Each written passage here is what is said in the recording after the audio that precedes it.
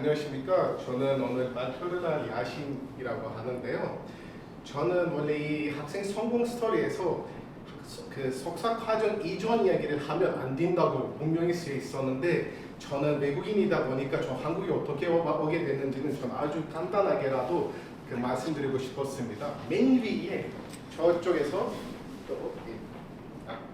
예, 죄송합니다. 맨 위에 저쪽에서 모자 쓰는 학생이 보입니까? 그곳은 초등학생 때의 저입니다.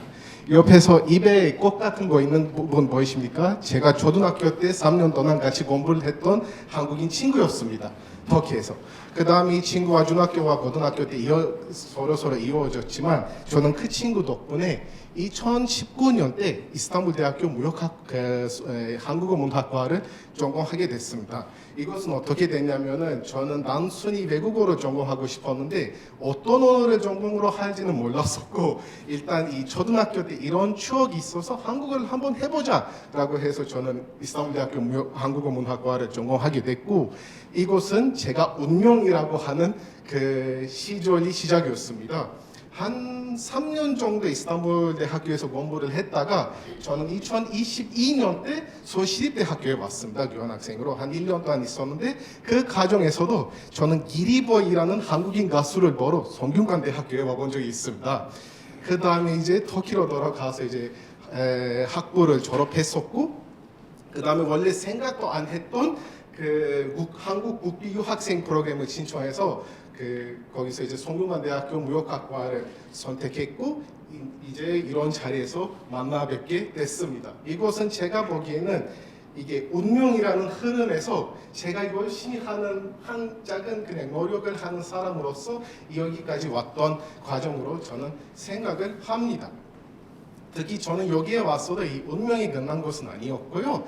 저는 이제 여기 와서 수업을 그냥 참여하고 나가는 사람이 아니라 끝까지 기회를 만든 학생이 조금 되고 싶었습니다. 그래서 단순히 수업에서 배웠던 내용들도 저는 혼자서 다 학습을 하고 실제로 이제 연습을 하고 그랬고, 특히 이제 여기서 보시면 중간일보에서 성균관 대학교를 대표하기도 했었고, 이렇게 작은 노력들이 저 해본 적이 있습니다.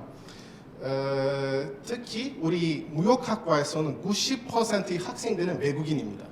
그런 과정에서 외국인들 특징이 무엇이냐면, 우리 가족과 친구들을 다 우리 본국에서 떠나고 여기 오기 때문에 한국에서 아무리 한국어를 알더라도 한국에서 아는 사람이 없는 경우가 너무 많습니다. 한국에서 가본 적이 없는 경우들도 너무 많아서, 우리는 무역학과에서 우리끼리 지역여행 연구회라는 동아리, 원래는 대학원에서 동아리가 안 돼서 지역여행 연구회라는 연구회를 만들어서 한국 지방에서 무역학과가 있는 대학교들을 방문하면서 거기서 이제 먹을 만한 음식이 있으면 그것을 먹고, 할 만한 것이 있으면 그것을 하면서 이렇게 한국을 여행하고 서로 친해지면서 이런 활동들을 하고, 서로의 가족이 한국에서의 외국인 가족이 되는 그런 동아리 하나를 만들었습니다. 예를 들면 작년에 저기 위에 있는 사진으로 보시면 춘천에 한번 갔다 왔었고, 밑에 이 사진은 이제 지난 추석 때 추석을 혼자 보내는 학생들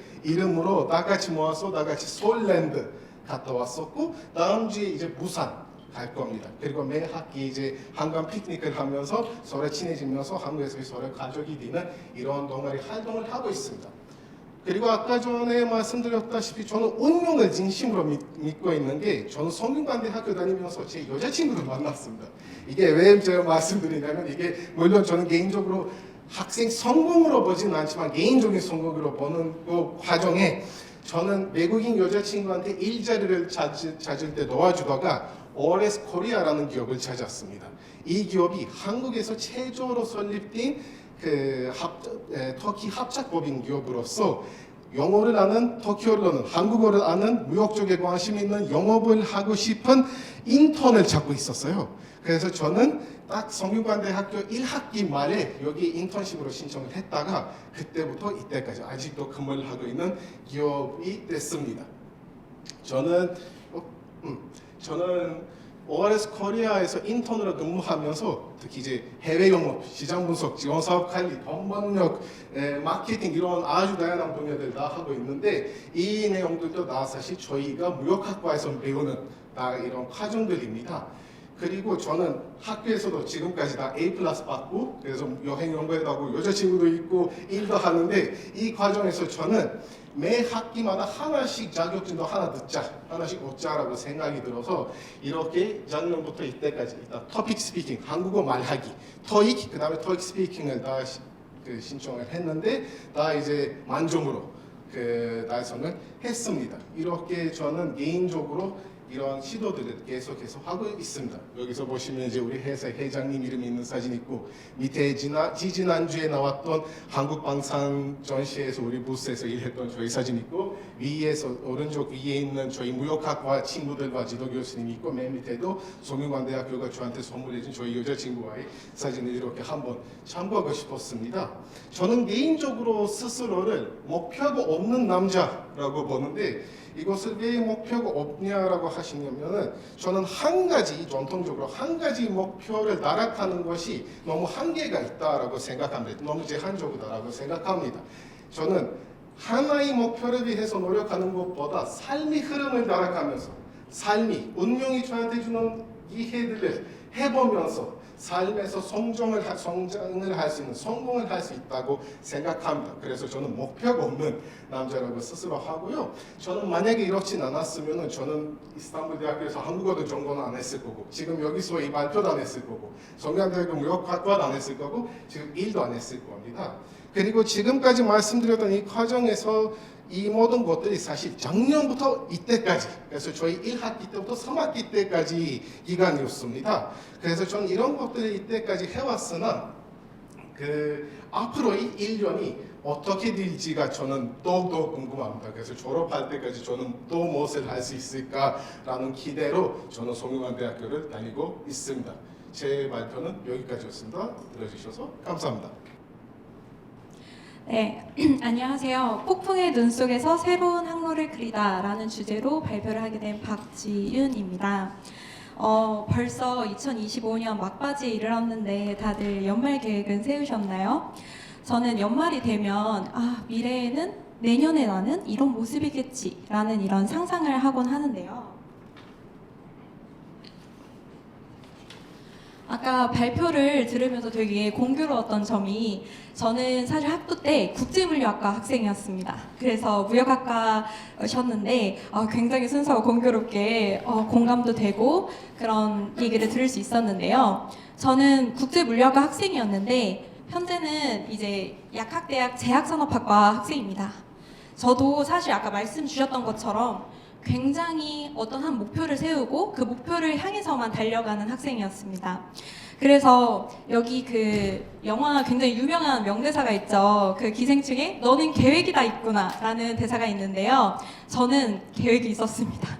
그래서 국제물리학과에서 이제 열심히 공부를 하고 열심히 스펙을 쌓아서 앞으로 이런 미래를 꿈꾸겠다 이런 생각을 했었는데 저에게 굉장히 새로운 경험을 이제 모든 사람들에게 새로운 경험을 가져다준 코로나가 이제 다가옵니다. 그래서 코로나를 통해서 이제 저는 사실 삶과 죽음 그리고 백신을 통해서 굉장히 흥미로운 이 백신을 통해서 사람이 살아남고 이제 또 생사의 갈림길에서 달라지는 모습을 보면서 굉장히 깊은 감명을 받았습니다. 그래서 저의 이 관심이 물류학과에서 SCM이었었는데 바이오 SCM, 콜드체인 모니터링, 의약품 추적 시스템 이쪽으로 이제 변화하기 시작했습니다. 그래서 이제 물류와 제약이 만나는 새로운 경계에 한 걸음을 내딛고 싶어서 더 깊이 알고 싶다는 열망에 약학대학 제약산업학과의 새로운 문을 두드리게 되었습니다. 네, 집 나가면 고생이다 라는 말 아시죠? 제가 국제물류학과 학생으로서 사실 열심히 스펙도 쌓고 하면서 사실 물류는 저에게 익숙한 길이었습니다. 그런데 새로운 도전을 시작을 하였는데 현실은 생각보다 녹록지 않았습니다.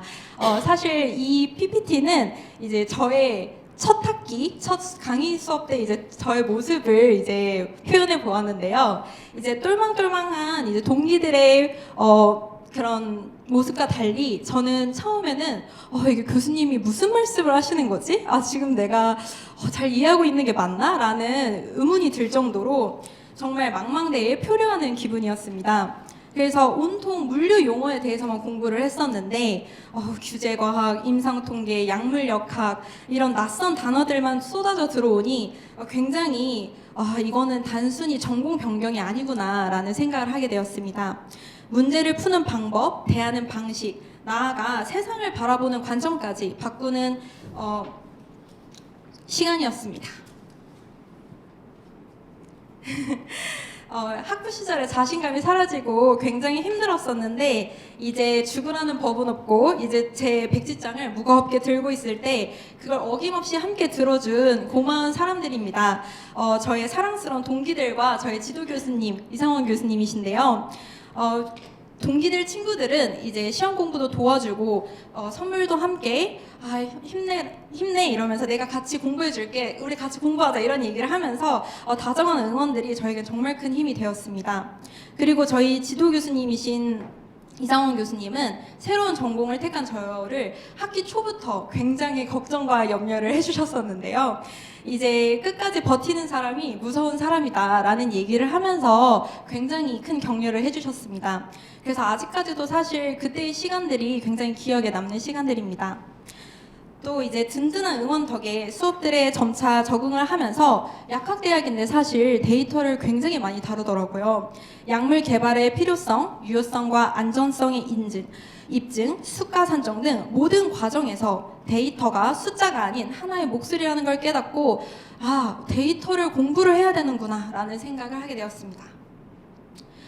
그래서 사실 성균관대학교에서 굉장히 큰 도움을 받았던 게 그 SKKU AWS라고 바이오 헬스 AI 아카데미가 있습니다. 그래서 현재 1기로 수료를 마쳤습니다. 그래서 사실 굉장히 시기적절하게 제가 필요한 시기에 필요한 교육을 들을 수 있어서 너무 좋았는데요. 그 이외에도 빅데이터 분석 실무 뭐 이런 네, 또 ESG 포스터도 또 최우수상도 받고 또 학교에서 이제 많은 경험과 이런 성과들을 통해서 저 자신도 이제 좀 자신감을 찾을 수 있게 되었습니다. 그리고 사실 가장 이제 기억에 남는 건 K 디지털 트레이닝 해커톤이라고 이제 고용노동부에서 주최하는 해커톤 대회에서 앱을 만들고 그 앱으로 이제 장관상, 최우수상을 수상을 하였습니다. 그래서 사실 요 솔루션이 좀 저에게 좀 가장 인상 깊어서 한번 요거를 좀 AI가 도움을 줄 수 있으면 어떨까요? 검색하신 약은 이지엔식스입니다. 이 약을 지금 복용 중인 약이랑 같이 먹어도 돼? 복약 기록을 확인하여 상호작용이 있는지 살펴봐 드릴게요. 살펴본 결과 이지엔식스와 오전에 복용하신 약은 함께 복용하는 것이 권장되지 않습니다. 네. 잠시 이제 살펴보셨는데 이제 이런 솔루션입니다. 그래서 이름도 내가 꺼낸 약정보 내꺼 약으로 지었었는데 사실 수상도 기뻤지만 솔루션을 기획하고 구현하면서 실제로 내가 이런 경험을 할 수 있고 내가 이런 앱을 만들 수 있구나 이런 경험을 했다는 게 가장 인상이 깊었습니다. 그리고 또 누군가의 건강과 평범한 삶에 도움이 될 수 있다는 것을 확인했던 점이 가장 뜻깊었던 경험인 것 같습니다. 그래서 사실 지금까지 너무 재미없는 얘기를 한 것 같아서 네, 전 사실 이제 공부만 하진 않고 이제 운동도 같이 했었는데요. 이제 검도도 하는데 죽도 들면 이제 또 이제 열심히 해서 검도 연맹전에서 사실 3위를 입상을 했습니다. 심신 수양에는 검도가 좋더라고요. 그래서 공부도 하면서 사실 운동하는 게 좋아서 이제 추천드립니다. 네, 그래서 이제 마무리를 하자면 이제 길고 험난한 대학원 생활이 이제 막바지에 이르렀습니다. 그래서 이제 이 이야기는 로버트 프로스트의 가지 않는 길이라는 시인데요. 두 갈래 길이 있는 숲속에서 사람들이 적게 간 길을 택했던 순간 모든 것이 바뀌었다는 말이 인상 깊어서 함께 나누고 싶어서 소개해 보았습니다. 그래서 사람이 적게 간 길은 덜 닦여 있겠지만 풍경은 더 예쁠 수도 있고 더 새로운 경험을 할 수도 있다는 사실을 전하고 싶었습니다. 그래서 지금 이 폭풍의 눈 속에서 새로운 항로를 그려낸 박지윤이었습니다. 감사합니다. 안녕하십니까. 저는 성균관대학교 영상학과 김정우입니다. 이번 공모전 1차 심사를 통과하여 이렇게 2차 심사 무대에서 제 이야기를 할 수 있게 되어서 기쁩니다. 심사위원님들과 운영진분께 진심으로 감사의 말씀을 드립니다. 그럼 지금부터 제가 한국에서 대학원 생활을 하며 배우고 성장한 이야기를 시작하도록 하겠습니다. 저는 한때 한 창업을 하던 사람이었습니다. 유학을 결심하던 당시 저는 새로운 것을 도전하고 배우는 것을 도전했던 저에게는 2달 된 아기를 혼자 돌보는 반복된 일상이 점점 저 자신을 잃어가는 듯한 기분을 주었습니다. 유학을 선택하는 일은 결코 쉽지 않았지만 그때 대학원에 진학하면 대학교 강사가 될 수 있다는 기회가 있다는 말을 듣게 되었습니다. 그 순간부터 저는 이전부터 배우고 싶었던 영상학을 공부하고 싶다는 욕망이 다시 타올랐습니다. 아이가 잠든 밤마다 공부를 이어가며 결국 성균관대학교 영상학과에 입학하게 되었습니다. 아기와 함께 한국으로 유학 오는 길은 쉽지 않았지만 저는 시간과 에너지의 균형을 찾아가는 법을 배워 나갔습니다. 한국에서의 대학 생활은 저에게 완전히 새로운 세계였습니다. 외국인 유학생으로서의 어려움은 단순히 언어의 장벽이 아니라 학문적 사고방식의 차이에서 비롯된 것이었습니다. 같은 단어라도 의미가 다르고 표현의 뉘앙스가 달랐습니다. 그래서 저는 매일 영상학 기초교재를 읽으며 전공 영어와 학문적 한국어를 스스로 익히는 것을 하루를 시작했습니다. 단어장을 만들고 모르는 개념은 교수님께 직접 여쭤보며 한국어로 각종 발표에도 도전했습니다. 저는 이 과정을 통해서 단순한 언어 습득을 넘어 한국적 사고와 표현 방식을 이해하게 되었습니다. 영상학의 시야를 넓히기 위해서 저는 게임과 인공지능 관련 수업을 수강했습니다. 게임에 관해서는 더 이상 연구를 이어가진 않았지만 비전공 분야임에도 불구하고 공부한 결과 게임 수업에서 100점을 받을 수 있게 되었습니다. 인공지능 수업에서는 예술대학 학생으로서 프로그래밍을 전공하지도 않았음에도 인공지능의 발전에 큰 감탄을 느끼며 관련 논문들을 읽기 시작했습니다. 그 과정에서 AI가 영화 영역에 어떻게 활용될 수 있을까라는 새로운 연구 질문을 품게 되었고 이때부터 저희 연구 방향은 영화에서 인공지능의 활용으로 정해졌습니다. 그 결과 저는 인공지능을 활용한 소설 우아한 거짓말의 영화 내러티브 전환에 관한 연구에 가서 주제로 프로시직 논문을 주저자로 작성했고 이 논문은 한국영상학회로부터 구두 발표 요청을 받았고 구두 발표 중에서 유일한 외국인으로서 한국어로 발표를 진행했습니다. 그리고 현장에서 유일한 베스트 페이퍼상을 받게 되었습니다. 현장에는 다른 대학의 대학원생뿐만 아니라 박사과정 연구자분들 많았기 때문에 학교 회장님께 직접 상을 받았을 때 제 연구가 인정받았다는 생각에 놀랍기도 하고 감사한 마음이 들었습니다. 이러한 대학원 생활의 경험들은 저에게 큰 배움이 되었고 이제는 그 배움을 다른 사람들과 나누고 있습니다. 외국인 유학생 스터디 모임을 조직하여 제 연구 사고방식과 내용을 아낌없이 공유하며 서로의 생각을 나누고 배우는 시간을 가지고 있습니다. 서로 다른 관점을 들으며 연구에서 새로운 아이디어를 얻기도 했습니다. 서로의 배움이 교차하는 순간 저는 함께 성장하는 연구자의 의미를 알았습니다. 앞으로 저는 인공지능을 활용한 웹소설의 영상화 과정에서 캐릭터 전환 연구를 이어가고자 합니다. 웹소설은 현재 시대의 새로운 이야기 형식이며 인공지능과 영상의 융합은 미래 스토리텔링이 새로운 패러다임을 열 것이라고 저는 믿습니다. 이를 위해 소설의 영화학과학선을 분석하는 연구를 진행했고 이번 콜로키움에서는 교수님들께 진정한 연구자의 자질을 갖추었다는 평가를 받기도 했습니다. 본 연구는 지금 지도 교수님께 인정받은 방향으로 현재 지도 교수님과 함께 진행 중입니다. 앞으로 인공지능 기본 스토리텔링 연구를 통해 예술과 기술의 경계를 넓히는 연구자가 되고자 합니다. 같은 하루라도 저는 그 시간을 다르게 씁니다. 아이를 돌보는 시간과 연구하는 시간은 따로 분리된 것이 아니라 서로를 지탱해주는 흐름이라고 생각합니다. 저는 매 순간을 쪼개서 이어붙이며 제 속도로 꾸준히 성장해왔습니다. 연구뿐만 아니라 수업에서도 성실히 임해 모든 과목에서 A+의 성적을 받았습니다. 영상학과는 등록금이 1,000만 원으로 다소 높은 편이지만 전부 A+를 받은 경우에는 학생에게 다음 학기 등록금이 100분의 50%의 장학금이 주어집니다. 저는 학업에 성실히 임하며 학습의 질을 높이는 동시에 경제적 부담도 들 수 있었습니다. 하지만 장학금은 단지 외적 동기에 불과하고 진정한 학습의 원동력은 무언가를 깨닫고자 하는 마음이란 내적 동기에서 비롯된다고 생각합니다. 사실 이 공모전에 지원하기 전에는 내가 자격이 있을까라는 고민도 있었지만 제 이야기를 이렇게 써내려가 봐더니 생활에 성실히 임했고 교수님과 선배님들께 인정받을 만한 성과를 거두었다는 생각에 힘을 얻었습니다. 이 발표를 준비하면서 내가 정말 열심히 해왔구나 하고 스스로 감탄하며 제 자신에게도 수고했어 하고 말해주었습니다.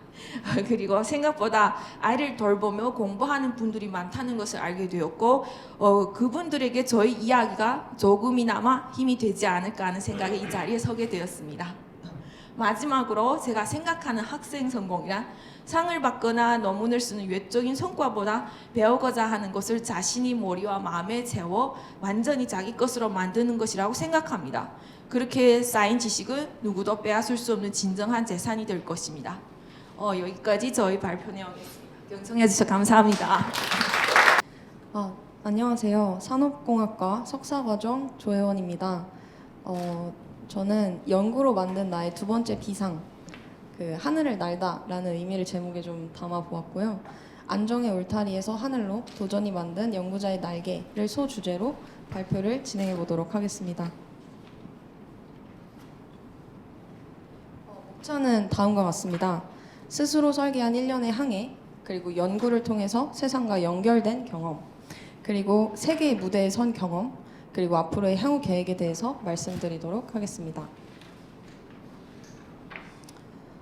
지금이 아니면 평생 도전하지 못할 것이다 라는 문장이 직장인이던 저의 가슴을 울렸습니다. 사실 저는 상암동에 있는 안정적인 공기업의 3년차 직장인이었습니다. 그래서 공기업을 준비하는 과정도 정말 쉽지 않았지만 그걸 달성하고 나서 앞으로 나는 어디로 향해야 하는가에 대한 질문을 계속 던졌었는데요. 친구들이 다 우러러보는 위치에 있었지만 저는 그 자리를 만족하지 않았던 것 같습니다. 그래서 지금이 아니면 평생 도전하지 못할 것이라는 타이틀을 마음에 새기고 스스로의 한계를 시험하기 위해 대학원의 문을 두드렸습니다. 이렇게 24년도 2학기 성균관대학교 산업공학과 노상도 교수님 연구실에 들어갑니다. 디지털 트윈에 대해서 저는 인턴을 통해서 좀 잘 알고 있었는데요.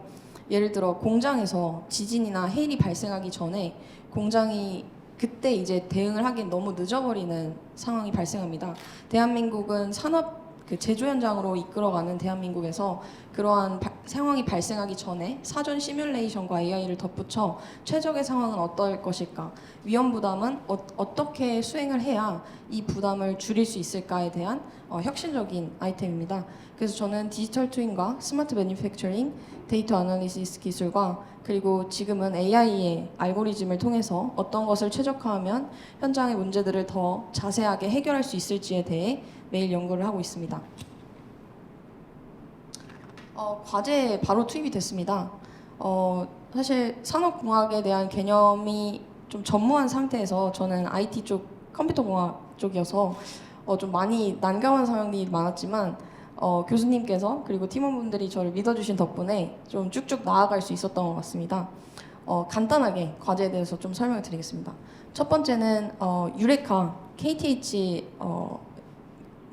스웨덴에 있는 대학교와 서울대학교, 그리고 우진산정, 기차공장, 그리고 성균관대학교 이렇게 같이 과제를 진행했습니다. 이 과제에서는 기차 공장에서 무거운 물체들이 과연 어디로 어떤 스케줄에 따라서 이동을 해서 듀데이트를 지킬 수 있는지가 굉장히 중요한 관건이었습니다. 그래서 중요한 플랫폼이 필요했었고 그 플랫폼 안에서 시뮬레이션, 디지털 트윈 기반의 시뮬레이션과 그리고 AI 스케줄링 모듈을 통해서 그 스케줄을 정확히 지키는지, 그리고 그 결과를 이제 분석해서 정확히 이 제품이 언제 도달할 수 있는지에 대한 결과를 도출하는 방법이었고요. 실제 현장을 계속 가보면서 시스템이 운영 적용될 수 있는 가능성을 확인하였고 해당 관련해서 특허 작업들을 진행 중에 있습니다. 두 번째는 물류부와 시뮬레이션 기술 기반이었는데요. 포스코 DX 그리고 포항에 있는 포스코 그리고 저희 성균관대학교 이렇게 3개 기관이 합작한 프로젝트였습니다. 해당 프로젝트에서는 이제 전기로를 이제 좀 투입을 해서 지금은 너무 이제 막 불도 많이 써야 되고 에너지가 많이 필요하니 새로운 자원을 투입을 했을 때 과연 몇 개의 자원 언제 투입을 했을 때 최적일까에 대한 연구였습니다. 현장을 플랜트 시뮬레이션이라는 모델을 통해서 정확하게 모사를 하고 그 타이밍을 맞춰서 정말 이게 가능할까 그 가능성에 대한 계속 의문을 제시하면서 진행을 했던 과제고요. 그 다음 과제도 맥락은 동일합니다. 연구, 세상과 연결되다. 제가 이렇게 사진을 좀 덧붙였는데요. 아이디어에서 특허로 진행했던 서울대 성균관대 코너스 특허 2건이 있습니다. 1년 사이에 정말 많은 프로젝트에 투입이 되면서 진짜 단순하게 아이디어에서 시작되어 이걸 구체화하고 그리고 현장의 문제를 현장 인터뷰를 통해서 하나씩 잡아갔더니 이게 이렇게 특허로까지 이어질 수 있었습니다. 그리고 실제 현장은 이런 식으로 이제 생겼는데 저와 교수님 같이 이렇게 출장을 갔던 사진을 좀 붙여보았습니다. 세계의 무대에 서다. 제가 이렇게 여러 연구를 통해서 교수님께서 학회 기회를 주셨는데요. 올해 이제 첫 번째 PLM 컨퍼런스 2025 스페인 세비야에서 진행했습니다. Digital Twin Based Proactive Analysis and Prediction for Rolling Stock Prediction. 이건 제가 첫 번째 유레카 과제에서 진행했던 프로젝트로 굉장히 관심을 많이 받았던 논문이었습니다. 그리고 두 번째 논문은 서울대와 같이 진행했던 프로젝트에 이어서 이제 이것도 Digital Twin Based Intelligent Production Management Using AI Computer Vision and Proactive Simulation. 이건 이제 현장을 CCTV를 통해서 이렇게 보고 있을 때 AI 알고리즘이 이건 어디까지 가고 있는지, 이건 계획을 잘 지키고 있는지 이런 욜로 알고리즘을 통해서 현장을 디텍팅하는 연구였습니다. 글을 통해서 이렇게 논문 2편이 나왔고요. 제가 대본을 써왔는데 잠시만요.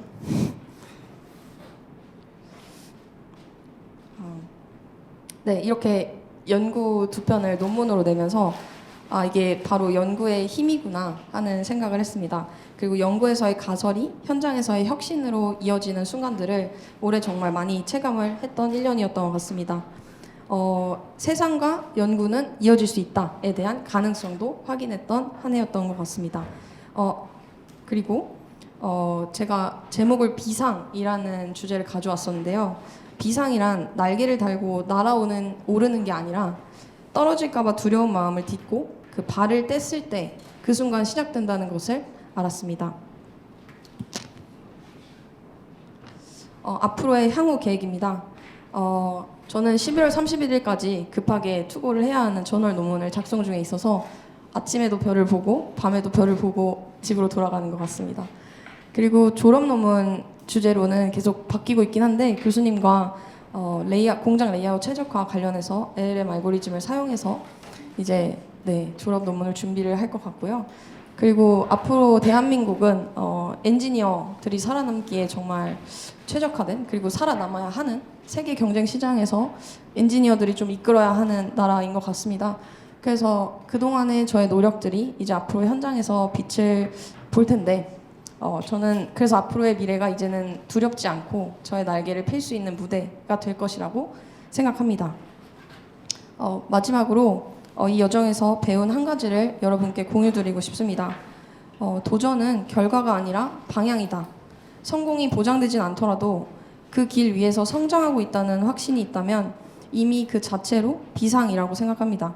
안정의 울타리에서 하늘로 도전이 만든 연구자의 날개로 다시 한번 날아오르겠습니다. 이상 발표를 마치겠습니다. 감사합니다. 네, 안녕하세요. 저는 지금 현재 부천 상일고등학교에서 근무 중인 정보교사 이청현이라고 합니다.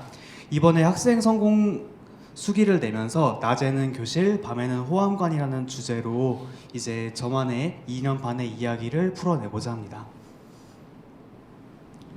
먼저 저는 이제 낮에는 고등학교 교사로 일하고 있고 밤에는 대학원생으로 이제 학교에 다니고 있는데요. 입학 전에 저는 모르는 것이 왜 이렇게 많을까라는 고민에서 성균관대학교 인공지능 융합교육 입학을 준비했습니다. 원래는 제가 이제 영어로 임용고시를 준비하다가 이제 군대 전역하는 시점에서 정보컴퓨터로 전공을 바꿔서 이제 합격하게 되었는데요. 합격한 건 기분이 좋았지만 전공 지식이 항상 부족하다는 부담감 때문에 이번에 대학원에 들어와서 많은 것들을 배워 나가는 단계에 있습니다. 그래서 이제 항상 수업을 하면서 제가 전공 지식이 조금 부족해서 정보 수업이 부족하다 느꼈고 대학원에서 조금 더 배워보고 싶다는 생각을 가지고 이제 2년 반을 보냈습니다. 먼저 이번 수기의 주제가 수기치인인데요. 먼저 저의 무지를 발견하는 시간을 많이 겪어봤습니다. 먼저 대학원 첫 학기 때 제가 모르는 것들에 대해서 다시 쌓아나가기 시작했고 특히 1학기 때 배운 인공지능 윤리 수업과 그리고 4학기 때 들었던 지식재산권 수업으로 이제 석사 논문을 쓰고 있습니다. 주제는 고등학교 정보 교육에서 지식재산권 교육을 어떻게 확대할지에 대한 내용입니다. 그리고 이제 대학원 과정을 거치면서 스스로 무지를 인정하는 것도 용기라는 것을 배웠습니다. 제가 이제 부족한 점이 많다는 것을 배우고 그 다음에 무지를 인정하고 나니까 새롭게 나아갈 방향이 보이더라고요. 그래서 그런 용기를 바탕으로 다음 단계로 넘어가고 있는 그런 시점에 있습니다. 다음으로 이제 치인 대학원은 사람을 만나는 곳이라고 이제 처음에 수업을 해주셨던 김재용 교수님께서 말씀을 해주셨는데요. 낮에 일하고 밤에 공부하러 오는 것이 사실 쉽지는 않았습니다. 그렇지만 그걸 버틸 수 있는 원동력 중 하나가 바로 동료 교사들과의 교류였습니다. 이제 뛰어난 분들을 만나면서 겸손함을 배우기도 하고 동시에 제가 아는 것들을 나누면서 나눔의 가치를 깨닫는 과정을 거쳤습니다. 네, 그리고 이제 수업 시간에 배웠던 내용을 바탕으로 한옥영 교수님, 지도 교수님을 도움을 받아 이제 한국컴퓨터교육학회에서 작년 여름에 이제 제가 연구했던 주제를 바탕으로 발표할 수 있는 기회도 얻었고, 그리고 오른쪽은 제가 이제 운영하는 개인적인 블로그가 있는데 여기서 이제 인공지능 융합교육 대학원을 다니면서 있었던 이야기들을 진솔하게 풀어나가면서 뒤에 입학하실 분들에게 유용한 정보를 드리고자 노력했습니다. 네, 그래서 이제 이번 수기의 주제가 수기치인이었는데요. 먼저 교육대학원의 특성상 대학원에서 배우고 이제 인공지능을 활용하고 융합한 수업을 설계한 다음에 실제 제가 근무하는 상일고등학교 학생들에게 적용하고 있습니다. 그래서 이제 학생들의 컴퓨팅 사고력과 창의력이 향상되는 효과를 얻었다고 생각하고 우리나라 교육의 질 향상에 기여하고 있다고 생각을 합니다. 그래서 배움을 학교 현장에 전달하고 현장에서 의미 있는 변화를 만들어내고 있습니다. 저에게 학생 성공이 무엇이냐고 물어보신다면 학생 성공은 이제 특정한 점, 완료형이 아닌 진행형이라고 생각을 하고 있습니다.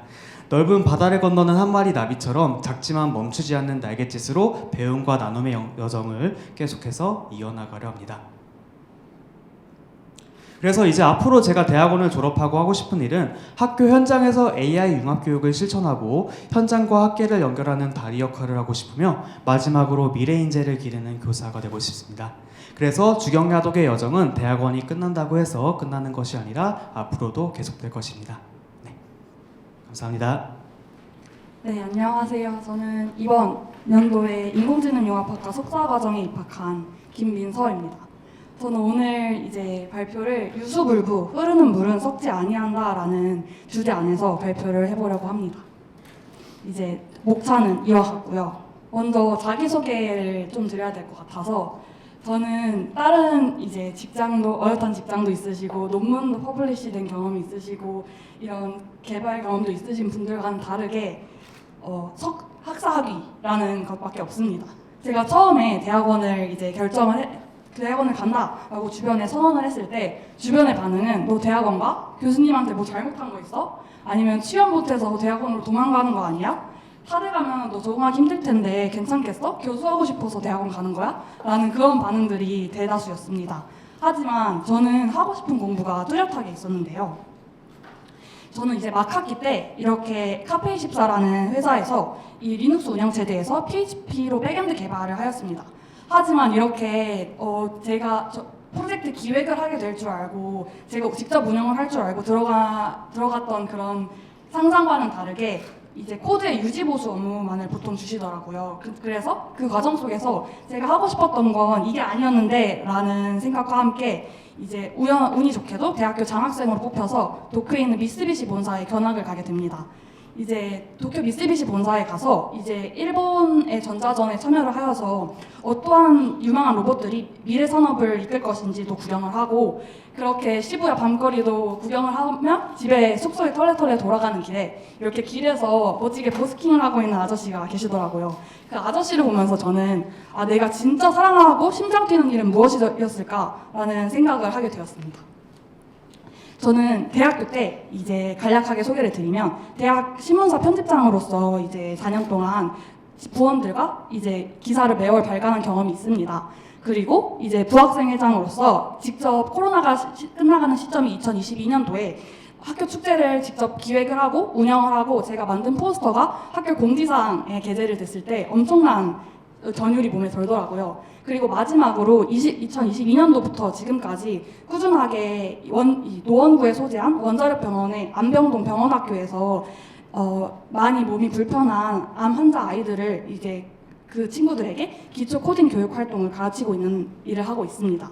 이 과정에서 저는 다양한 사람들과 소통을 하면서 제가 알고 있는 지식들을 남들에게 전파해 줄 때 행복을 느낀다. 이때 심장이 뛴다라는 것을 알 수 있었습니다. 저는 남들과는 다르게 학부 연구생을 해본 경험도 없고요. 논문을 써본 경험도 없습니다. 하지만 과감하게 이 기존에 다니던 백엔드 개발자 회사에서 퇴사를 하겠다고 말씀을 드리고 이제 성균관대에 입학을 하게 됩니다. 이번 연도에 입학을 하게 됩니다. 하지만 학교는 참 예쁘고 고즈넉하고 넓은데 친구가 없더라고요. 외향형인 저에게 친구는 거의 9할 넘게 인생에 차지하는 부분인데 친구가 없어서 그냥 저는 이 시간에 논문을 읽게 됩니다. 그래서 논문을 읽다가 25년도 1학기 6월 한 5개월 정도, 한 3개월 정도 전에 한국 언론학회에서 발제자와 토론자로서 참여를 하게 됩니다. 저는 앞에서 말씀드렸던 것처럼 봉사활동을 꾸준하게 이제 6년 넘게 하고 있는데요. 제가 관심 있던 분야가 이제 고령 수용자들이었습니다. 이 고령 수용자들의 이 일반인들과 다른 특징을 혹시 아십니까? 그들은 일반인들과는 다르게 기술 경험에 대해서 굉장히 방어적인 태세를 취합니다. 예를 들어서 저희가 키오스크 같은 것을 일반인들이 사용했을 때 그냥 실패하고 결제 실패가 뜨거나 아니면은 뭐 오류가 났으나 하면은 일반인 저희 같은 대학원생 같은 경우는 그럴 수 있지 하면서 넘어가는데, 이 고령자들의 입장에서는 내가 실패를 하게 됐어 하면은 도전조차 꺼리는 그런 입장을 취하게 됩니다. 이것이 이 현재 진행하고 있는 인터페이스의 문제점이라고 생각을 하여서 어떻게 하면 개선하면 좋을까에 대한 그런 발제를 하게 되었습니다. 때문에 제가 지금 이제 겨울방학 때 HCI라는 학회를 준비하고 있는데요. 그 학회에서는 이런 질문으로부터 시작을 합니다. AI가 만드는 세상 정말 모두에게 공평할까? 라는 생각을 하게 됩니다. 저희는 이제 이런 MIT의 이 교수님, 데이비드 오터라는 교수님이 AI는 일자리를 없애는 것이 아니라 기술 가치를 무의미하게 만든다라는 말을 한 적이 있습니다. 이런 것처럼 AI는 오히려 사람들을 공평하게 만드는 게 아닌 불공평하게 만든다는 그런 주장이 최근에 논란이 되고 있습니다. 이 오른쪽에 보이시는 그림이 이 인도의 카스트 제도입니다. 이런 카스트 제도에서 착안을 하여서 이 카스트 제도 같은 경우는 가장 위의 층이 브라만 층, 아래층으로 갈수록 수드라, 불가촉 천민으로 구성이 되어 있는데요. 이런 디지털 카스트 제도도 이와 같이 가장 상단에는 AI 설계자가 있고 그 밑에는 기술 사용자가 있으며 가장 아래층에는 그 기술에 접근조차 하지 못하는 어려운 사람들이 있습니다. 이런 디지털 카스트 제도의 문제점을 발견을 하고 저는 기술이 아닌 이런 사용자 경험이 그 격차를 만들고 있을 것이다 라는 그런 생각을 하게 되어서 이에 관한 논문을 작성 중에 있습니다. 네, 마지막으로 이제 유수불부, 흐르는 물은 썩지 않는다라는 그런 키워드 속에서 저는 사랑과 관심은 흐를수록 커지는 것이라고 생각을 하거든요. 그래서 이제 기업이나 산업에서는 돈이 되는 것만을 쫓고 다수에게 도움이 되는 것만을 고안을 하잖아요. 하지만 저는 그것과 다르게 뭔가 소외되는 약자를 챙기는 죄송합니다. 소외된 약자를 챙기는 것이 가장 중요하다고 생각이 들거든요. 왜냐하면 같이 가야 결국엔 행복한 사회를 만들 수 있기 때문이라고 생각을 해서 이렇게 저에게 학생 성공 경험은 약자를 챙기는 것입니다. 감사합니다. 안녕하세요. 디자인학과 박사과정 이재용입니다. 저는 23년도부터 석사과정을 시작하면서 25년도에 박사과정을 진학을 새롭게 하고 있는데 지금까지 3년 정도의 시간을 말씀을 드려보려고 합니다. 23년도에 제 석사 과정을 조금 돌아보면은 분명히 의욕도 많았고 뭔가 하고 싶은 것도 많았지만은 동시에 아쉬움이 좀 많았던 한 1년이었던 것 같기도 합니다. 조금 제 개인적으로도 초조함이나 뭔가 조급한 마음이 지속적으로 있었던 것 같고 뭐 개인전 작품 활동도 하면서 전시 활동도 하고 또 고등학교에서 고교 학점제 프로그램이라는 것도 하고 강의도 처음으로 해본 시점이었고 또 학과 내에서도 대표 활동도 하면서 뭐 저희 학과만의 행사나 또 대학원생들끼리 전시 활동, 전시 프로그램이나 또 아니면 웰컴 키트를 제작해서 나눠주고 그런 활동도 있었는데 그럼에도 전시도 처음에 아마 이게 다 처음 해보다 보니까 제가 느낀 점이지 아닌가 싶은데 전시의 구성이나 뭐 작품의 통일성이나 그런 점에서 되게 아쉬운 점이 많았고 수업에서도 제가 처음 해보다 보니까 좀 뭐 학생들이 물어보는 질문이나 대처 상황에 있어서 저도 많이 당황하고 수업을 되게 아쉬웠던 점이 많았던 것 같아서 그 점에 있어서 조금 아쉬운 점이 많았던 것 같고 그래서 저만의 무언가를 좀 찾아보는 과정을 많이 이번 23년도에 겨울엔 있었던 것 같습니다. 그래서 조금 그런 경험들을 받아들이면서 내가 결과의 나열이나 뭐 그런 보여주기식의 너무 행동보다는 좀 나만의 중요한 좀 이야기를 하고 마음만은 좀 여유롭게 좀 나만의 이야기를 즐겁게 표현해 보자라는 생각으로 고민을 했었던 것 같습니다.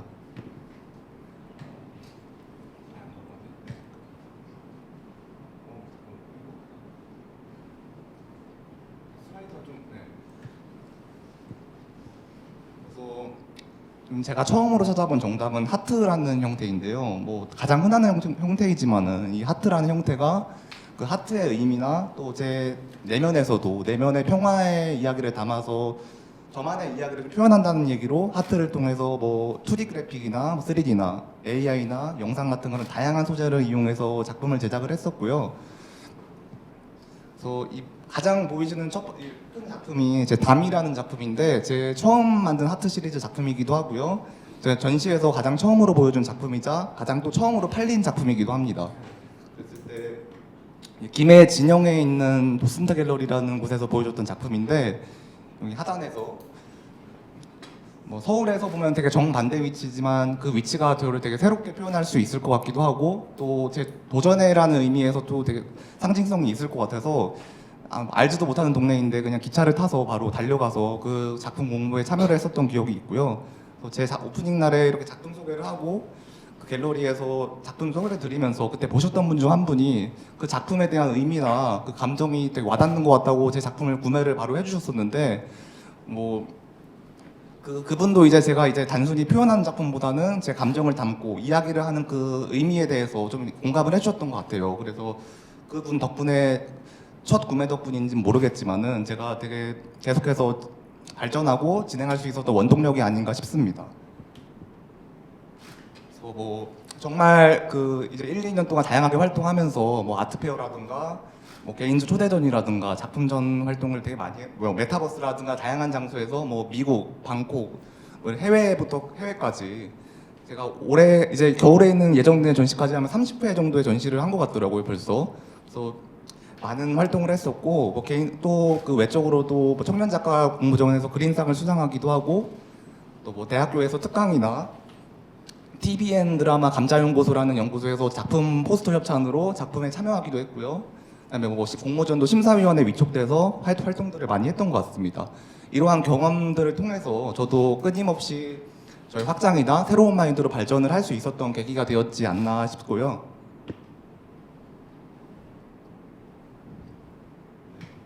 그리고 제 석사 학위 연구도 관련해서 단순히 그냥 논문 책으로만 끝나는 게 아니고 좀 하나의 작품으로 좀 이재용다운 거를 보여주고 싶은 생각이 계속 들더라고요. 그래서 주제를 일단 제 관심사에서 찾아보고 향수라는 아이템으로 향수가 저희 지금 성별로 구분이 안 되어 있고 사용을 하지만은 구매를 할 때는 여성용 향수, 남성용 향수 구분이 좀 되어 있는 상황인데 이 남성용 향수는 뭐 2가지, 뭐 3가지 이렇게 되게 향수의 폭이 좁은데 여성용 향수는 10가지에서 12가지 정도를 판매를 하고 있더라고요. 디올에서도. 그거를 조금 더 젠더 중립적인 시선으로 여성용 향수를 남성들이 좀 구매를 접근할 수 있도록 그 여성용 향수의 남성 홍보 모델의 엠베서더 일러스트레이션을 표현해서 작품과 함께 향수를 시향하면서 전시할 수 있는 그 경험 공간을 논문으로 연구를 했었고요.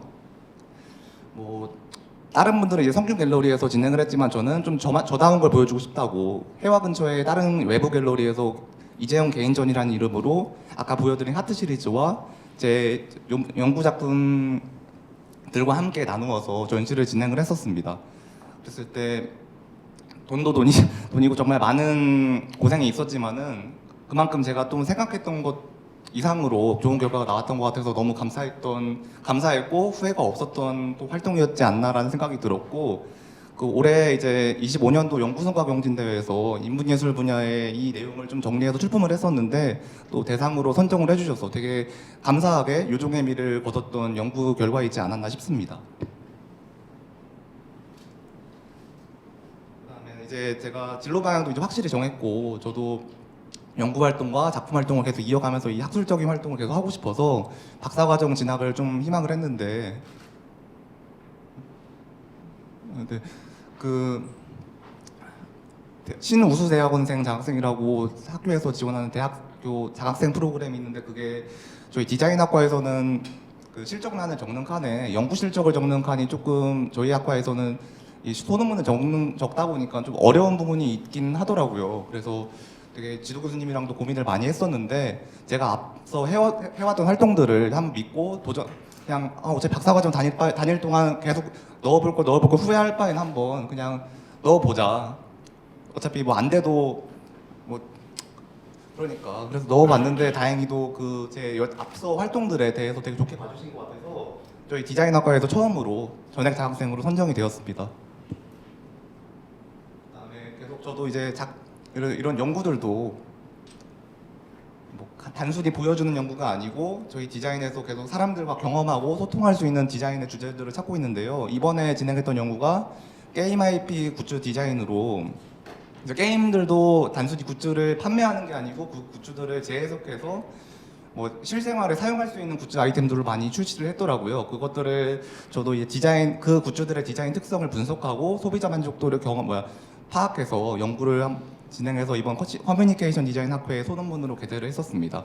그 외에도 지금 이런 식으로 뭐 사람들이 경험할 수 있는 디자인을 중심적으로 연구 주제를 탐색을 하고 있고요. 그리고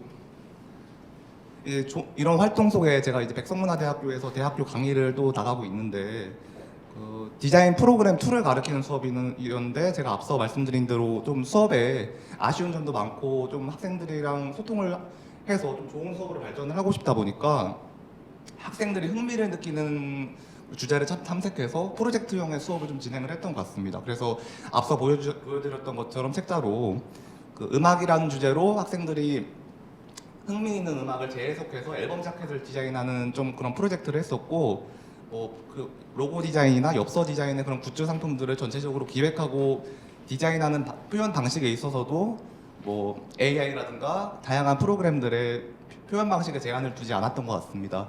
그리고 카페라는 플랫폼을 통해서 좀 학생들이 자유롭게 서로 진행 상황에 대해서 경쟁하듯 발전하는 그런 표현 방식을 채택했고, 기존에 잘 되어 있는 카페라는 플랫폼을 활용해서 뭐 AI나 그런 신기술을 활용하되 좀 효율적으로 빠르게 학생들이 진행할 수 있도록 운영을 했던 것 같습니다. 그래서 이러한 결과들이 학생들도 되게 성과가 잘 나왔고, 뭐 트렌드 공모전이나 그런 블루워드라는 디자인 공모전들이 있었는데 학생들이 여기 참여했던 학생들이 다 1학년 학생들이었거든요. 근데 뭐 금상이랑 은상, 뭐 협회장상 이런 것들을 좀 좋은 수상들을 많이 해주어서 저도 뭐 이런 식의 이제 뭐 지도자상이나 학부장님도 뭐 교수상 이런 거를 또 선물로 많이 주셔서 되게 좋았던 결과로 나왔던 것 같습니다. 그 이후에도 이제 고등학교에서도 계속 자격증 수업이나 프로그램들을 많이 제의를 해주시고, 뭐 계속해서 저도 이런 수업들을 넓혀가고 제 꿈들을 좀 보여줄 수 있는 기회가 많이 마련이 되고 있는 것 같습니다. 그래서 제가 이제 23년도에 이 학생 공모전을 선택을 했었는데, 그때는 좀 많이 못 보여줬던 것들이 또 많고 의욕만 앞서서 되게 페이지도 40페이지 이러니까 10페이지 말하다가 시간이 끝나서 말을 다 못했거든요. 그래서 그때에 비해서 2년 전에 참여했던 저랑 지금의 제가 좀 많이 새롭게 달라진 것 같고, 이 모습을 좀 만회할 수 있는 그 모습을 보여드렸던 것 같아서 되게 감사했고 의미 있던 것 같습니다. 아무튼 발표 이상입니다. 감사합니다. 네, 안녕하십니까. 저는 청년과 산업, 상상력과 현장, 가치와 실천을 연결합니다 라는 주제로 발표를 맡게 된 기술 경영을 전공하고 있는 조수목이라고 합니다. 저의 대학원 생활은 이 제약 바이오 산업이라고 하는 거대한 숲을 조망하는 그런 시간이었습니다.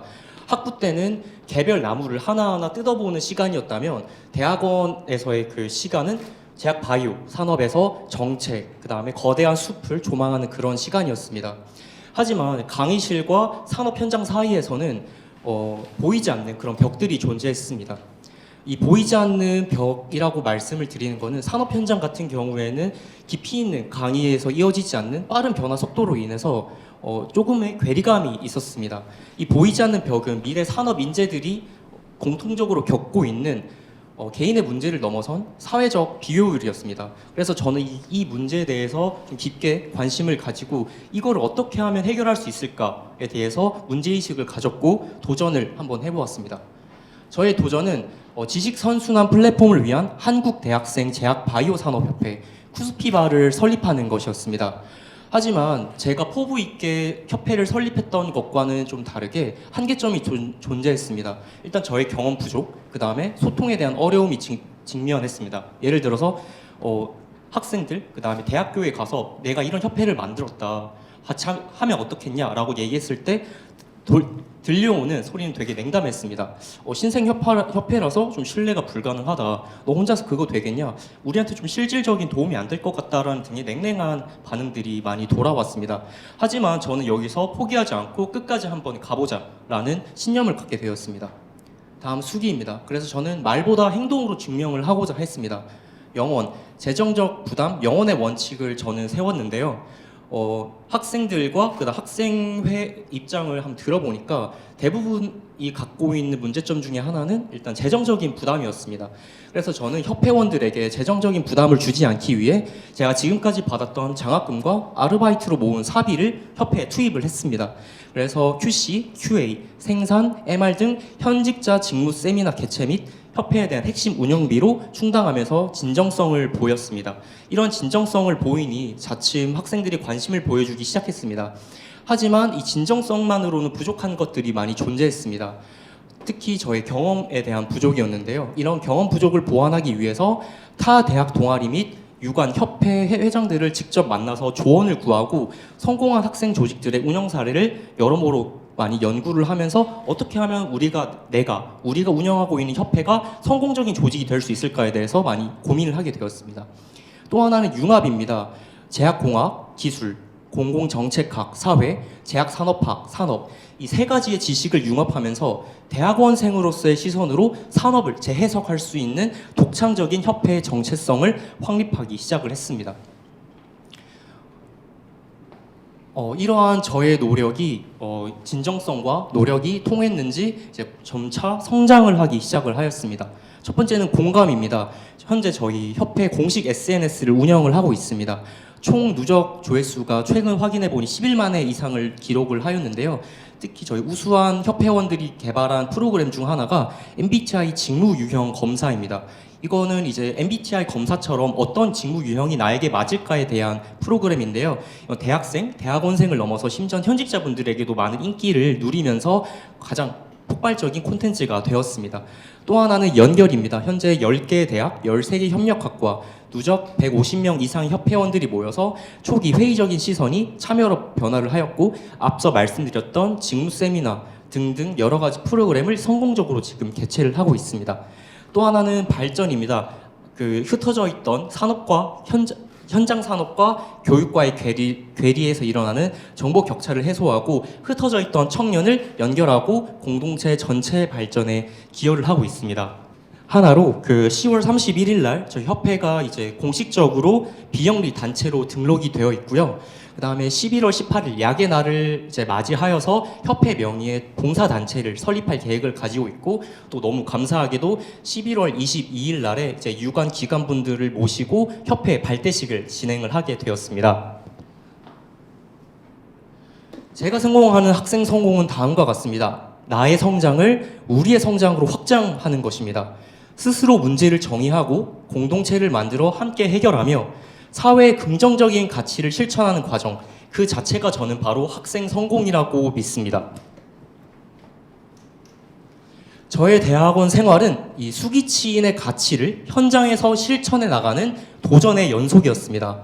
궁극적으로 저는 유일한 박사님이 설립하신 유한양행과 같은 사회적으로 많이 도움이 되는 제약사를 창업하고 설립하는 게 저의 궁극적인 목적입니다.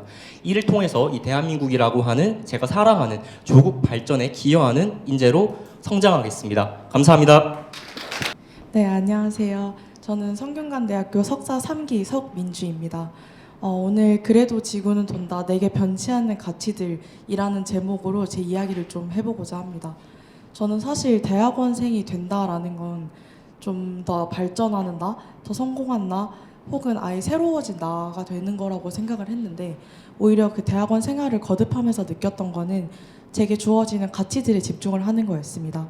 그러니까 제게 주어진 사랑에 집중하고 그 사랑을 바탕으로 내 스스로를 돌볼 줄 알고 내가 지닌 가치들에 대해서 더욱 발전하는 것이 보다 중요하다고 느꼈던 것 같습니다. 우선 제 학과에 대해서 간략하게 소개를 드리겠습니다. 저는 글로벌 스마트 시티 융합 전공이라는 학과에서 공부를 하고 있는데 이 연구실에서 정확히 하는 것은 도시와 이제 사람을 기술적으로 연결하는 일에 대해서 합니다. 그러니까 이 모든 일들은 도시의 데이터를 기반으로 하게 되는데 저 역시 건물 에너지 데이터 기반으로 현재 연구를 진행 중입니다. 이렇게 소개만 들어도 아시겠지만 저희 학과는 굉장히 공학에 가까운, 코딩을 베이스로 한 공학에 가까운 학과인데 저는 사실 건축공학도에서 시작한 것이 아닙니다. 저는 원래 영어 영문학과가 원전공이었던 학생인데요. 그 코로나 시기를 저도 겪으면서 제가 속한 공간에 대해서 되게 많은 생각을 해보게 됐습니다.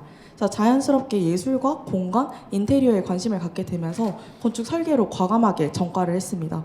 근데 그러는 과정에서 이제 졸업 전시도 하고 다양한 활동들을 했는데 사랑했음에도 불구하고 나 스스로는 부족하다라고 많이 느꼈던 것 같습니다. 그래서 대학원을 도피하듯이 도피처로 어떻게 보면 선택을 했던 것 같습니다. 남들이 봤을 땐 다양한 도전을 하는 멋진 전과하는 학생으로 볼 수도 있겠지만 사실 저에게는 도피에 가까운 선택이었던 것 같습니다. 근데 그렇게 마음이 쫓기고 불안한 여느 날을 보내던 중에 이제 대학원을 컨택을 하게 되었고 다행히도 이제 진학이 확정이 되었던 그 순간에 제가 저의 불찰로 단 3학점이 부족해서 건축학과에 추가 학기를 다녀야 된다는 것을 깨달았습니다. 그래서 정말 불안한 마음이었는데 6개월이나 더 연장이 되어서 사실 교수님께도 너무 죄송한 마음이었지만 사실 저 스스로에게도 정말 많이 실망하고 너무 한심하다고 느꼈던 나날들이었던 것 같습니다. 그래서 3일은 건축 설계로서 마무리를 짓고 이틀은 학부연구생으로서 병행을 하게 되었는데 그 과정에서 마지막이니까 한번 도전해보자 라는 의미로 국내 공모전에도 참석을 해보지 않았는데 국제 공모전 중에 가장 유명한 빌드너 공모전에 작품을 출품하게 됩니다. 근데 그러는 과정에서 학부 연구생으로 공부하고 있던 어느 날에 메일을 한 통을 받게 되는데 전 세계에서 20위 안에 드는 가장하게 선정되었다는 소식을 받게 됩니다. 그래서 저는 저에게 악몽과도 같았던 추가 학기의 6개월이 사실 저의 잘못이나 실수에 대한 증명의 날들이 아니고 오히려 저의 가능성에 대해서 격려를 위한 그 잠깐의 발상의 전환으로 필요한 시간이었다고 느끼게 되었습니다. 그래서 조금은 자신감을 얻은 채 정말 새로운 도전을 시작하게 됩니다. 그렇지만 새로운 환경과 새로운 전공은 제가 생각했던 것보다도 더 힘들었습니다. 저는 정말 숱한 세미나와 많은 일들을 했었는데 아무리 노력을 한다고 해도 사실 이 당시에는 정말 많이 울 만큼 힘들었던 날들인 것 같습니다. 그치만 저에겐 정말 든든한 동반자인 GPT가 그때쯤에 이제 저에게 많은 도움을 주었는데 사실 저도 여느 학생들처럼 처음에는 정답만을 갈구하는 방식으로 GPT를 의존했었습니다. 그러나 이제 저 많은 노력들과 저만의 노하우가 쌓이면서 GPT를 이제 슈퍼바이저 관점에서 프롬프트 엔지니어링을 통해서 정말 정확하게 사용할 수 있는 연구자가 되게 되었습니다. GPT에 의존하지 않고 제 연구에 제가 주도권을 가진 그 시점부터 저는 비로소 제대로 된 연구원으로서 시작했다고 생각합니다. 이렇게 나름 적응을 하고 있었음에도 불구하고 사실 매일매일 많이 울 만큼 힘들었던 날들인데요. 그럼에도 불구하고 제가 이겨낼 수 있었던 거는 항상 제 곁에서 지켜주고 못해도 괜찮다고 끝까지 응원을 해주겠다고 지켜주던 주변인들이 있었기 때문입니다. 다음은 발표에 관련한 얘기인데요. 저는 설계 출신의 학생이어서 매주 크리틱을 하는 학생이었습니다. 그래서 발표에 대해서도 그렇게까지 부담감이 있지 않았는데 학회에서 발표를 한다는 것은 아예 다른 일이라는 걸 깨닫게 되었습니다. 그래서 사실 같은 동료 연구원들 앞에서도 발표를 할 때 손이 벌벌 떨릴 만큼 너무 부담스럽고 무서운 일이었는데 다시 될 때까지 리허설을 3번씩 하는 노력을 통해서 결국은 다음과 같이 보람찬 결과를 얻을 수 있게 되었습니다. 저는 아직도 밤 새우고 눈이 펑펑 쏟아지던 그 아침에 입에 착 붙어버린 대본을 읽던 제 감각이 아직도 생생하게 기억이 납니다. 그리고 다음은 발표회뿐만 아니라 정말 감사하게도 다양한 세미나와 워크숍을 다녀오게 되었는데요. 제가 잠깐 준비했던 게 이건데 이제 보이는 수많은 명찰들에서 느끼셨겠지만 정말 많은 워크숍과 세미나에 참석할 수 있게 되었습니다. 그래서 이 워크숍을 통해서 단순한 지식의 축적뿐만 아니라 저는 어떤 정책과 사람에게 닿는 말의 힘, 그러니까 발표가 주는 힘에 대해서 굉장히 집중을 하게 되었습니다. 그래서 그 끝에 기존의 이제 데이터 기반한 연구에서 저는 데이터를 도시의 복지와 도시의 정책과 연결하는 연구를 하고 싶다라는 생각을 하게 되었습니다. 근데 저는 사실 3번의 전과를 하면서도 끝끝내 제 흥미나 적성을 찾지 못했는데 도피라고 생각했던 대학원 생활에서 마침내 제 꿈을 찾게 된 것입니다. 그래서 뿐만 아니라 이러한 세미나들을 통해서 연구가 이제 더 이상 두려운 어떤 존재가 아닌 세상을 다시 바라보는 시각에 대해서 알게 된 순간이었습니다. 저는 사실 학생 성공 공모전이라고 해서 제가 출품을 해도 될까라는 고민이 정말 많았는데요. 왜냐하면 저는 아직 이렇다 할 성공을 이루지 않았다고 생각을 했기 때문입니다. 근데 사전적인 의미로 제가 살펴봤을 때 성공이라는 거는 실현하려고 하는 일이나 나아가는 방향이라고 합니다. 그리고 실현에 다시 집중을 해보면 꿈이나 기대 따위를 실제로 이루는 행위라고 합니다. 그렇다면 학생 성공이라는 것은 우리가 하는 일이나 방향, 기대를 실제로 이루는 것이라고 볼 수 있을 것 같습니다. 그렇다면 여기에 있는 자리해 주신 모든 분들은 이미 매일매일 성공하고 있다고 저는 생각합니다. 그리고 그 과정에서 가장 중요한 건 성공이라는 것은 지위나 혹은 어떤 금전적인 것을 충족하는 단계가 아닌 제가 주어진 어떤 사랑에 대해서 집중하고 스스로를 끊임없이 돌보면서 어려움을 극복하고 나아가는 것, 그것이 제가 생각하는 학생 성공인 것 같습니다. 그래서 이것을 마무리로 제 원래 제목으로 돌아가게 됩니다. 그래도 지구는 돈다, 내게 변치 않은 가치들입니다. 감사합니다. 네, 1%의 성공 마인드. 가장 훌륭한 투자처는 나 자신이다. 끊임없이 자기 개발하라. 제가 선택한 학생 성공 키워드는 총 5가지입니다. 습관 형성, 지식 습득, 경력 설계, 사고 확장, 동문 활용입니다. 안녕하십니까. 성균관대학교 글로벌 경영학과 43기 박주상입니다.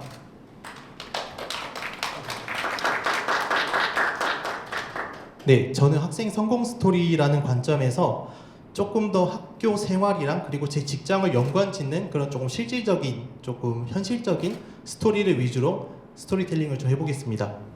먼저 제 소개를 드리자면 저는 맥시머스 전직사업부에서 이제 이번에 팀장으로 진급을 했고요. 그리고 주말마다 부업으로 코레일 관광개발에서 기차여행 가이드로 이제 부업을 병행하고 있습니다. 그리고 제가 대학원 와서도 꾸준히 하고 있는 N잠 3가지가 있습니다. 첫 번째는 프리랜서 마켓 크몽에서 이력서 클리닉을 한 200명 정도 진행을 했었고, 이제 현직자 멘토링 이따에서 한 13명 정도 진로 상담을 진행했습니다. 그리고 네이버 블로그 커리어 크루즈에서 이제 제가 지금 활동하고 있는 직업 상담사 관련해서 정보 공유를 하고 있습니다. 그리고 대학원 덕분에 시작할 수 있었던 새로운 도전이 있습니다. 앞서 말씀드린 코레일 관광개발의 레일 드리머라는 기차 여행 가이드 2기에 지원해서 이제 한 달에 한두 번 정도 이제 주말에 가이드 활동을 하고 있고요. 그리고 대학원에 왔다가 우연히 얻게 된 기회가 있습니다. 바로 올해 상반기에 성균관대학교 인사연구회 활동을 통해서 이제 HRM 스터디를 가입을 하게 되었고, 주차별로 이제 모의고사나 특강에 참여한 덕분에 그 어렵다는 한국공인노무사회 HRM 전문가 자격증을 취득했습니다. 네, 제 발표 순서는 1번 아침형 인간의 기업가 자질을 더해준 IMBA부터 마지막 Q&A, 내가 생각하는 학생 성공이란 무엇인가 순서로 진행하겠습니다.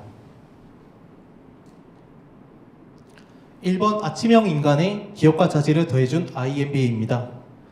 먼저 저는 입학과 동시에 두 가지 문제점이 있었습니다. 첫 번째는 이제 번거로운 일 두 가지가 입학을 했던 작년 2월 전후로 일어났습니다.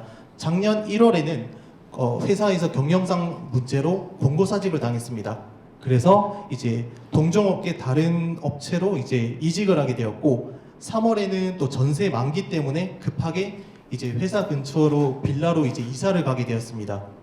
그 과정에서 제가 그 사이에 끼어있는 2월 입학식도 사실 좀 참여가 어려운 경우였고, 근데 우여곡절 끝에 참여는 했지만 그 초반에 좀 많이 방황을 했었습니다.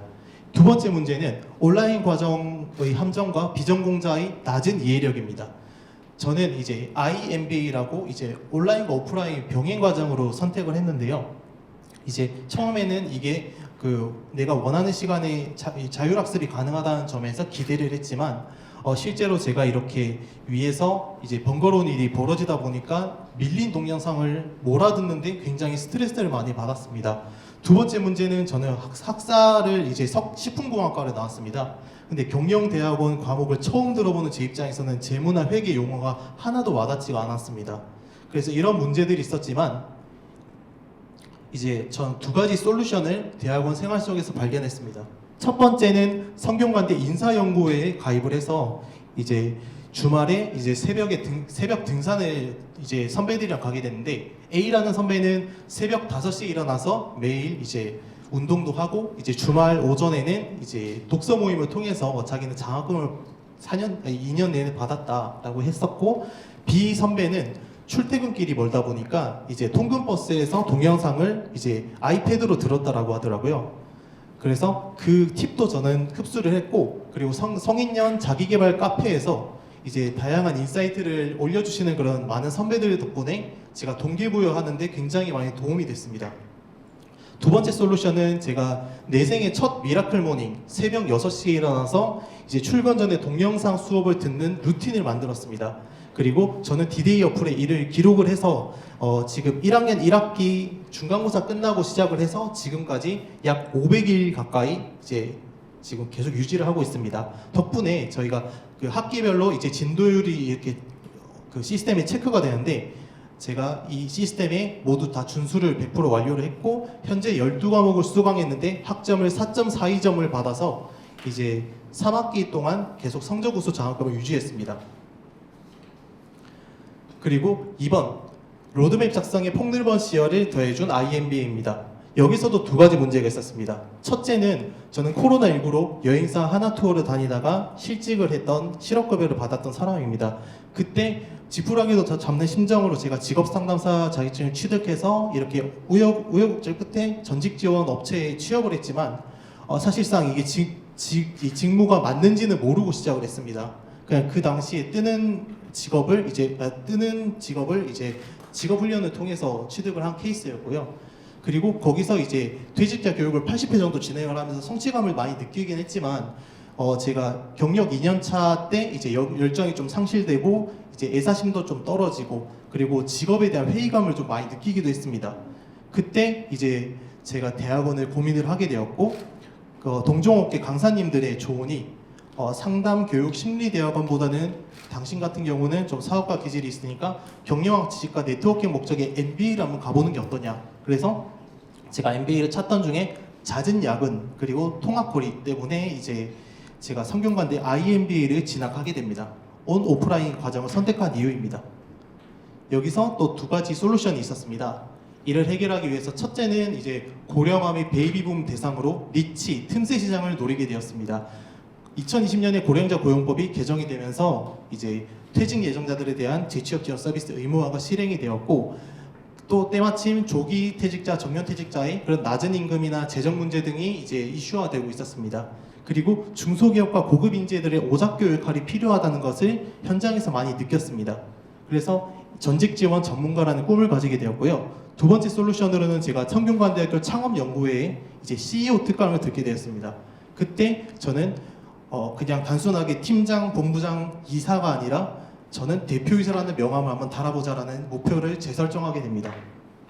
그래서 이제 퍼스널 브랜딩을 위해서 1인 기업을 준비하기 시작합니다.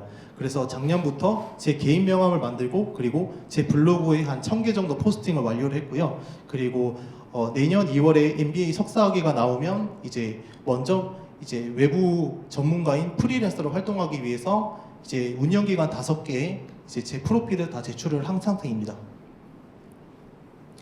네, 그리고 두 가지 솔루션을 제가 두 가지 또 문제가 3번 전문가 섭외 스카우트 기회를 더해준 IMBA에도 두 가지 문제가 있었습니다.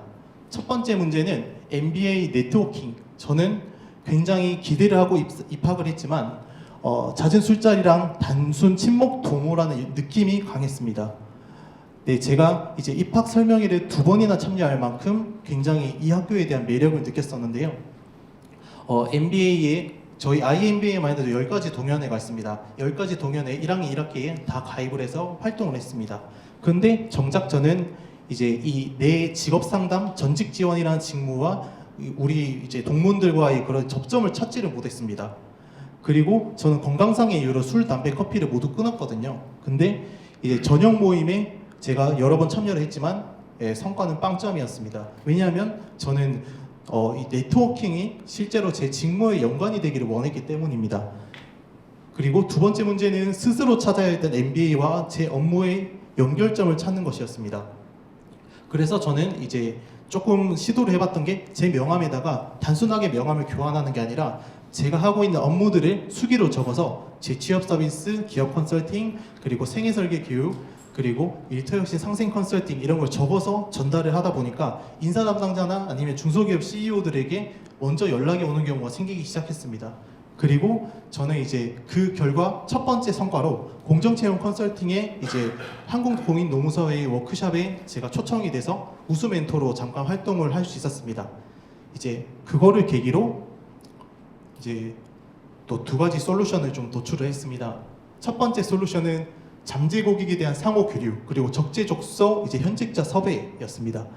제가 HR 팀에 근무하고 있는 동기 5명을 저희 고객사로 확보를 했고요. 그리고 경력직 동기 2명을 서치펌 연계를 통해서 재취업을 성공시킨 사례가 있습니다. 그리고 재무설계 교육이나 호텔업 특강에 적재적소에 이렇게 필요한 강사를 섭외하는데도 저희 동문회를 활용해서 제가 이제 회사에서 인정받았던 경험이 있습니다. 두 번째 솔루션은 동업자, 경쟁자, 소비자 세 마리 토끼를 잡았습니다.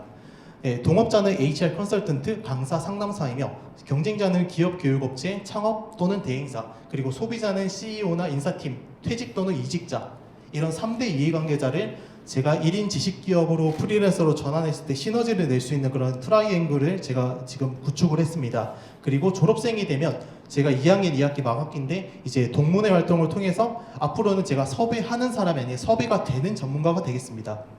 그리고 이제 EMBA나 GSB 같은 타 전공 원우들과도 성균관대 커뮤니티를 이제 한번 구축을 해보려고 이제 구상 중에 있습니다. 특히 이제 제가 졸업을 하고 나면 장기적으로는 제가 대학의 발전기금부터 후배 장학금까지 이렇게 기부할 수 있는 그런 외인이 되는 게 꿈입니다. 이제 마지막으로 제가 생각하는 학생 성공의 키워드 5가지는 다시 한번 언급해드리면 습관 형성, 지식 습득, 경력 설계, 사고 확장, 동문 활용입니다. 그리고 저는 이 3가지 관점에서 한번 고민을 해봤는데요. 첫 번째, 재학생 경우에는 성적 우수 장학금을 수여해서 부모님께 효도하거나 등록금을 전략하는 게 성공이라고 생각을 하고, 두 번째, 현직자 입장에서는 회사 성과를 네트워크로 활용을 하는 것입니다. 예를 들어서 영업부 실적을 올린다든지 전략적 제휴를 회사끼리 B2B로 맺는다든지, 그리고 은퇴자 입장에서는 인생 이막 전환점을 탐색하는 기회가 되었으면 좋겠습니다. 새로운 직업을 찾거나 재무적 대안을 발견하는 과정이 이 대학원 생활이라고 생각합니다. 작게는 위 3가지 관점이지만 공통적으로 3년, 5년, 10년 뒤 내 미래를 위해 현재 자신에게 투자하는 그런 땀과 노력의 복리 효과가 바로 이 대학 성공의 원천이 아닐까 싶습니다. 그리고 저는 마지막으로 이 공모전을 도전했던 이유가 입학하는 신입생 또는 이제 현재 다니고 있는 재학생들에게 꼭 해드리고 싶은 말씀이 있습니다. 막학기 입장에서 제가 느꼈던 거는 대학원은 또 다른 사회생활의 시작입니다. 그리고 졸업장은 제2의 신분증이 될 수 있습니다. 1학년 새내기이든 동문회 오비 선배든 여러분들이 한 단계씩만 성장을 해도 그걸로 충분합니다. 네, 여러분들의 꿈을 응원하겠습니다. 감사합니다.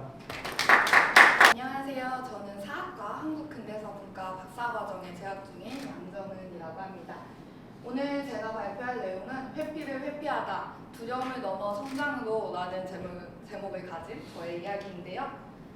먼저 총 3개의 목차로 이야기를 진행할 예정입니다. 지금 본격적인 발표에 앞서서 제 손에 들려있는 게 제가 석사 첫 학기인 2022년도에 집었던 21년도 공모전 수기 자료집입니다. 사실 이걸 처음 집었을 때 저는 정말 대학원 생활이 너무 막막했습니다. 내가 어떤 연구를 해야 될지 그런 것도 너무 모르겠고, 그래서 굉장히 두려움을 가진 상태로 남들은 어떻게 성공을 했다고 말할 수 있지? 라면서 집었던 것 같아요. 그런데 지금은 나름의 성공을 거뒀다고 믿으면서 이 자리에 서 있게 되었습니다.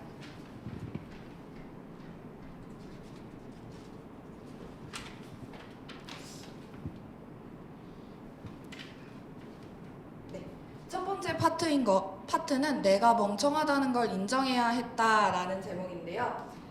대학생과 대학원생은 정말 한 글자 차이입니다. 그런데 더 이상 지식을 학습하는 학생의 역할이 아니라 논문을 생산하고 연구를 진행하는 생산자로의 전환이 저는 너무 어색하고 힘들더라고요. 이걸 정확히 어떻게 해야 하는지도 알지 못하겠고, 그러다 보니까 스스로의 부족함이나 멍청함이 지도 교수님이나 선배들한테 티가 나는 게 너무 무서워서 수업이나 세미나에 적극적으로 참여하지 못하는 모습도 보여주었습니다. 그런데 저는 역사가 너무 좋고 역사를 공부하는 저도 너무 좋아했거든요. 그래서 어떻게든 이 자리를 지키고 싶어서 여러 고민을 하다가 한 가지 결심을 하게 됩니다. 바로 내가 멍청하다는 사실 자체를 그냥 인정하고 내일 조금 덜 멍청해지기로 다짐을 한 건데요.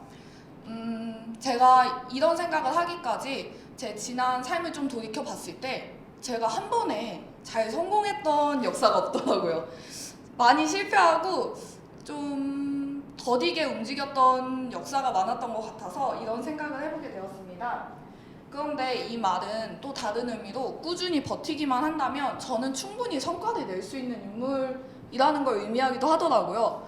그러니까 이 정도면 석사 논문은 좀 쓸 수 있겠는데? 라는 좀 자신감이 생겼던 것 같습니다. 그래서 저는 회피를 회피하기로 결정합니다. 일본어 실력이 부족하다면 꾸준히 일본어 독학도 하고요. 그리고 가끔은 일본어 수업을 듣기도 하고, 연구사가 감이 오지 않는다면 선배들이나 아니면 다른 연구자들과 함께 세미나를 열면서 공부를 했습니다. 그러다 보니까 나름 발제문에서도 꽤 괜찮은 평가를 받게 되고 좀 괜찮아진다라는 나름의 오만을 했던 것 같습니다. 그런데 여전히 큰 벽은 존재를 하더라고요. 바로 석사 논문 주제 선정에 대한 어려움은 여전히 가지고 있는 상태였습니다.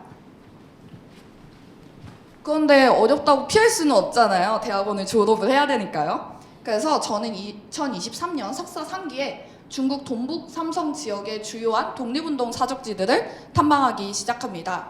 여기 지역을 방문한 이유가 제가 대학생 때 대학원에 진학해서 한국 근대사를 공부해야겠다라는 생각을 처음 했던 지역이 바로 이쪽 지역이어서 다시 한번 방문하기로 한 것인데요.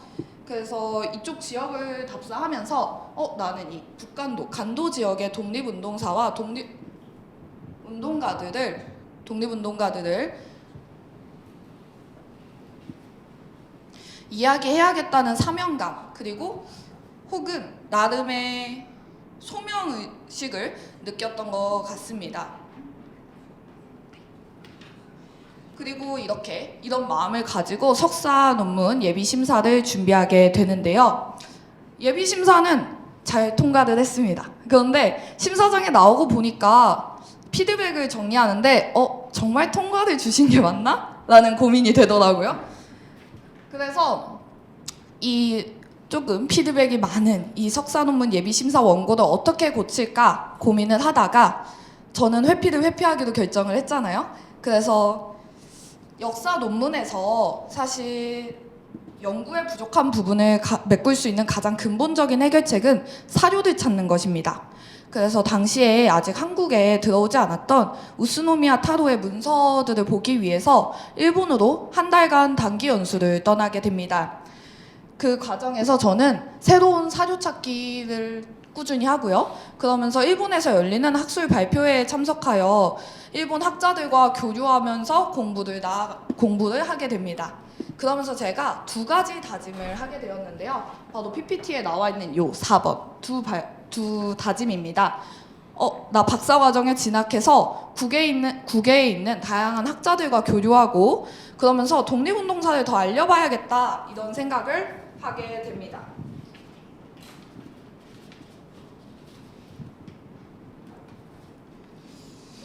그렇게 무사히 우스노미야 타로 문서도 보고 조금 더 발전된 시야로 예비심사, 본심사 모두 거쳐서 통과를 했습니다. 그리고 이렇게 박사 과정에 진학을 하게 되는데요. 사실 석사 논문도 그렇게 우여곡절 끝에 작성을 했는데 박사 과정도 그렇게 버티다 보면 잘 되지 않을까 생각을 좀 오만하게 했던 것 같습니다. 그런데 박사 과정 첫 학기에 저는 여전히 다음 논문 주제 찾는 게 너무 어렵고 하루하루가 불안하다고 생각을 했습니다. 그래서 일단 이 불안 자체에 직면을 해보기도 합니다. 독립운동사를 알리고 싶다는 제 사명감은 정말 멋진 것이지만 사실 여기 계신 분들이 아시겠지만 대학원생의 하루는 조금 보잘것없는 루틴을 가지고 있고 지리멸렬하게 느껴지는 과정들의 연속입니다. 그래서 이것 자체를 그냥 부정하지 않고 있는 그대로 마주해서 한번 보기도 합니다. 그래서 현재 학과에 있는 유튜브 채널에 직접 대학원생의 하루 영상을 기획해서 촬영, 편집까지 하게 되는데요. 혹시 이 자리에 이 영상을 보신 분이 계신지는 모르겠지만 여기 박영준 선생님이 예전에 성공 스토리에서 특강을 진행하기도 했습니다. 사실 이 영상이 정말 잘 됐고 높은 조회수나 그리고 팬수와 콜라보를 진행하기도 하고요. 사실 구독자 수도 학과 채널이다 보니까 원래 200명, 300명대였는데 2,500명이 넘는 구독자 수를 갖게 되는 등 정말 눈에 띄는 성과들이 있었습니다. 근데 사실 제가 가장 의미 있게 느껴졌던 건 동료 연구자들이 공감과 호응을 해주었던 건데요. 자신의 일상 자체를 다들 긍정적으로 바라보게 되고 그러면서 자신의 가족들이나 주변에게 대학원생의 일상이 어떤 것인지를 드디어 이해시킬 수 있었다 이런 이야기를 해주더라고요. 제가 그런 부분에서 굉장히 많은 뿌듯함을 느끼면서 영상이 가진 힘을 깨닫게 됩니다. 그리고 새로운 가능성을 발견하게 되는데요. 바로 공공역사가로의 목표 설정입니다. 제가 공부한 이 역사나 여러 연구 결과들을 학계 내부에서만 발표하는 것이 아니라 외화시켜서 대중들에게 이해시킬 수 있도록 하면서 공공역사를 실현하는 공공역사가가 되겠다는 새로운 목표 설정을 할 수 있게 된 건데요. 이 꿈을 이루기 위해서 지금도 꾸준히 유튜브 채널에서 연구 내용들을 외화시킬 수 있도록 영상을 제작하고 여러 쇼폼이나 릴스 같은 걸 제작하면서 노력을 하고 있습니다. 저는 이처럼 학생 성공이란 사실 미래, 그러니까 하기를 따는 그 미래를 위해서 현재를 희생시키는 것이 아니라 현재 자체를 긍정적으로 바라봄으로써 이 부족한 부분을 내일 조금 더 성장시킬 수 있도록 노력하는 그 과정 자체라고 생각을 합니다. 네, 그러면 이상으로 발표 마치도록 하겠습니다. 감사합니다. 네, 반갑습니다. 안녕하세요. 저는 성균관대학교 글로벌 경영학과 IMBA 45기 박민진입니다. 저는 오늘 직장인의 자리에서 세상을 바꾸는 법에 대해서 이야기를 하려고 합니다. 저는 그 중소기업과 스타트업을 지원하는 공공기관 대중소기업 농업협력재단에 약 9년간 재직을 해왔습니다.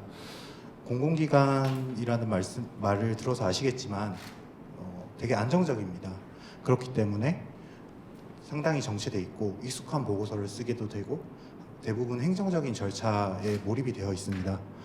그런 부분에서 저는 오히려 중소기업과 스타트업의 혁신을 지원을 하게 되었고 그런 부분에 있어서 제가 어떤 혁신이 있어서 이런 부분들을 지원을 해줄 수 있을까 그런 변화의 필요성을 많이 느꼈습니다. 그 와중에 찾았던 게 성균관대학교 IMBA였고 그렇게 지금 IMBA에 다닌 지 지금 2학기째입니다. IMB를 다니게 되면서 뭐 학문적인 배움도 있었지만 제일 느꼈던 것은 아무래도 토요일마다 수업을 합니다. 그래서 토요일 아침 7시에 집에서 나와서 아침 9시마다 이렇게 수업을 들어갔습니다. 뭐 물론 저도 이제 직장인이다 보니까 평일에 야근도 하고 뭐 그런 부분들이 있어서 되게 고단은 했지만 하루하루 이제 배워나갈 수 있고 또 하루하루 성장할 수 있고 또 다양한 동문 네트워크를 통해서 다양한 원우님들과 교류할 수 있다는 부분에 있어서 이렇게 자기주도적인 성장을 할 수 있었던 것 같습니다. 그래서 퇴근 후에 두 번째 하루를 이렇게 시작을 할 수 있었던 것 같습니다. 이렇게 뭐 대학원을 다니게 되면서 사실 제일 큰 변화는 아무래도 가족들과의 함께하는 시간들이 좀 더 질이 높아졌던 것 같습니다. 저는 이제 대학원에 다니기 전에는 사실 독서나 이런 부분들을 조금 멀리 했었습니다. 그런데 이제 대학원을 다니게 되면서 아무래도 수업이나 이런 부분 때문에 상당히 많은 독서를 하게 됐고 매번 이제 평일에도 이제 집에 와서는 밤에 와서는 뭐 강의를 듣는다거나 공부를 하는 일들이 잦았습니다. 이제 그런 부분들을 아이들이 보다 보니까 이제 함께 도서관도 가게 되고 함께 서점도 가게 되고 함께 이제 제가 어떤 것을 공부하는지 아이들이 관심을 가져서 아이들한테도 그 가족의 문화 자체도 되게 건전한 방향으로 이렇게 변화가 되었습니다. 그리고 여기 A+라고 하는 과목들을 사실 아이들한테 자랑을 하면서 이제 이렇게 열심히 노력해서 아빠도 이런 부분들을 했으니까 너네들도 열심히 해라라는 약간 당위성 그리고 아이들한테도 약간 자랑스러운 아빠로 또 자리 잡을 수 있지 않았나 생각을 했습니다. 그럼 이렇게 제가 수기하는 것들을 통해서 저는 조직 내 아까 말씀드렸던 약간 안정적이고 좀 경직되어 있는 조직이었지만 알고 보니 개선을 해야 될 절차나 이런 부분들이 상당히 많았습니다. 그래서 대학원에서 배운 기업가 정신을 바탕으로 조직에 기여를 하게 되었습니다. 그것은 바로 이제 저희 회사에서 하는 일이 이제 대기업의 기부금을 바탕으로 중소기업과 스타트업을 지원하는 역할을 합니다. 그런데 이제 보통 중소벤처기업부 산하의 공공기관들은 대부분 IBK 기업은행에 그런 부분들을 기금들을 예치를 하게 됩니다.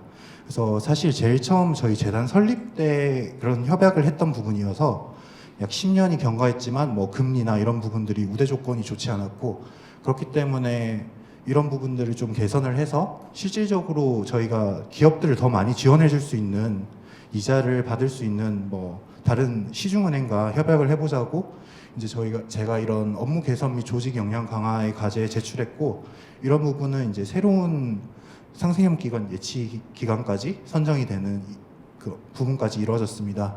그리고 그런 부분들은 이제 인정받아서 얼마 전에 8월경에 이제 우수과제 발굴로 인한 기관장 표창도 수상을 하기도 하였습니다. 제 공공기관의 역할은 제가 계속 지금 대학원을 다녀보면서 계속 보다 보니까 저는 이제 기존에는 단순히 지원만 해야 된다고 생각했었습니다. 그래서 그런 부분들에만 집중을 했었는데 이제 제가 협력과 연결 이런 부분들을 할 수 있는 부분도 느꼈습니다. 특히 이제 좀 글로벌적으로 제가 이전에 약 4년간 해외 부서에 있었기 때문에 그런 부분들을 좀 글로벌적으로 어떤 부분을 연결할 수 있을까 그렇게 고민을 해서 실질적으로 어떤 성과를 달성했습니다. 네, 그것은 바로 이제 프랑스 공공기관의 엑스퍼티스와 그리고 주한 프랑스 대사관 상무관님을 통해서 대한민국의 친환경 스타트업 8개사 정도를 지금 약 10월에 프랑스 리옹에서 열리는 폴루텍 그 친환경 전시회에 진출을 시켰습니다. 그런 부분들을 통해서 실질적으로 뭐 단순히 전시회만 참가했으면 만나지 못했을 여러 프랑스 공공기관이나 그리고 여러 유럽의 바이어들을 비즈니스 상담을 하게 했고 약 뭐 상담 건수 100건 약 수출 상담액 관련돼서 300억 원을 이제 달성하게 하는 효과가 있었습니다. 뭐 그런 액수적인 것도 중요하지만 뭐 이런 지금 전체적인 이런 친환경 이런 ESG 부분이 되게 경영상에서 요즘 중요시 받고 있는데요. 이런 부분에 있어서도 제가 또 기여를 했다는 게 또 기뻤습니다. 다음은 지속 가능한 치인입니다. 저는 이제 배움을 또 다음 세대로 또 이렇게 확장을 해 나가려고 하고 있습니다. 지금 성균관대학교 서울 라이즈 사업단의 라이즈 크루 1기에 고문으로 지금 합류를 해서 이제 학부 친구들의 창업 관련된 지원을 역할을 하고 있고, 또 다양한 학부 창업가들을 만나면서, 그리고 또 제가 가지고 있는 네트워크들을 활용해서 다양한 창업가들과 또 학부 창업가들을 만나게 해주는 그런 네트워크와 연결을 계속 지속적으로 하고 있습니다. 제가 이렇게 대학원에서 사실 배운 것은 학문적인 것도 있지만 다양한 중요한 역량들을 많이 배운 것 같습니다. 글로벌 역량도 있고 자기 주도적인 것도 있고, 그리고 기업가 정신, 이런 부분들이 이런 세상을 바꿀 만한 상당한 역량을 배우고 있는 것 같습니다. 이런 수기치는 이렇게 뭔가 위대한 사람들만이 하는 것이 아니고 저 같은 평범한 직장인도, 그리고 대학원생으로서, 그리고 조직가 사회, 그리고 미래 세대에 이렇게 긍정적인 영향을 미칠 수 있다고 생각합니다. 그래서 저는 앞으로도 계속 지속 가능한 주말 혁신 과정을 좀 이 대학원, 성균관대학교 대학원을 통해서 할 수 있게 되어서 정말 기쁘게 생각하고 항상 감사한 기회를 가졌다고 생각하고 있습니다. 네, 감사합니다.